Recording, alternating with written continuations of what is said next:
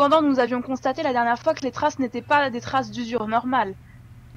Est-ce que vous appelez, enfin voilà, l'usure normale, là c'est là où je pense qu'on peut pas être d'accord. Moi je sais que je suis rentrée dans, j'ai pas eu d'accident. Moi, en ma qualité de conseil, vous savez, je suis là pour vous représenter et je dois quand même attirer votre attention sur les enjeux à la fois financiers, mais aussi sur les répercussions pénales qui peuvent être attachées à votre dossier.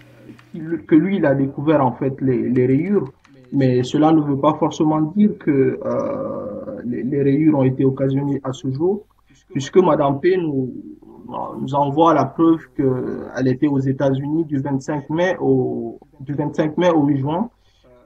Donc, le parquet en conclut que Madame P est l'auteur de ce dommage sur la voiture de Monsieur T durant le mois de mai, mais que Monsieur T ne l'a découvert qu'au mois de juin, le 1er juin.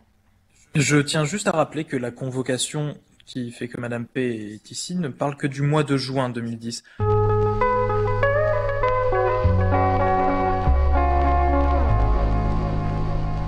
Chaque OPJ a sa façon de mener les choses. Généralement, pour que ça se passe bien, on accueille les gens le plus correctement possible. Ça sert à rien d'être désagréable, ça ne ferait que crisper l'interlocuteur. Donc je me présente, je suis Mademoiselle Kiffer, officier de police judiciaire à la brigade accidents et délits routiers de Lyon. Je viens donc seconder ma stagiaire. La première chose, c'est de commencer par se présenter quand on accueille quelqu'un dans un commissariat. Le fait de venir dans un commissariat n'est pas forcément anodin et ça peut être un peu perturbant. Donc voilà, dire qu'il... L'objectif de cet entretien, c'est d'évaluer si ce que nous dit la cliente est ou non compatible avec les pièces de dossier en notre possession. Si c'est plausible, si c'est vraisemblable. Et se pose la question fatalement de notre conviction. C'est quand même très très flou ce mois de juin 2010.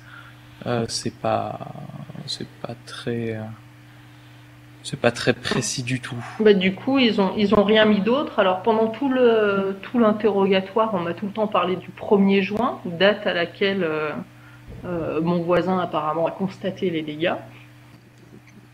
Voilà, c'est toute la difficulté de l'avocat.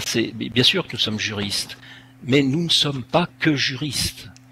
Et parfois nous ne devons pas être trop juristes.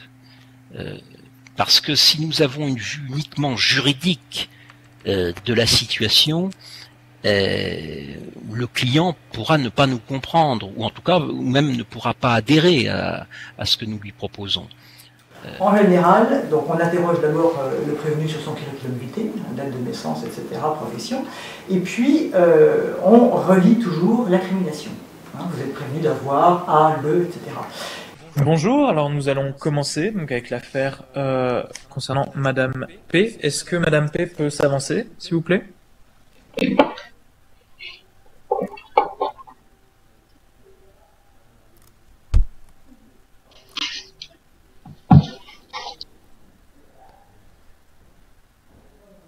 Bonjour madame, alors est-ce que vous pouvez me rappeler votre nom, votre prénom?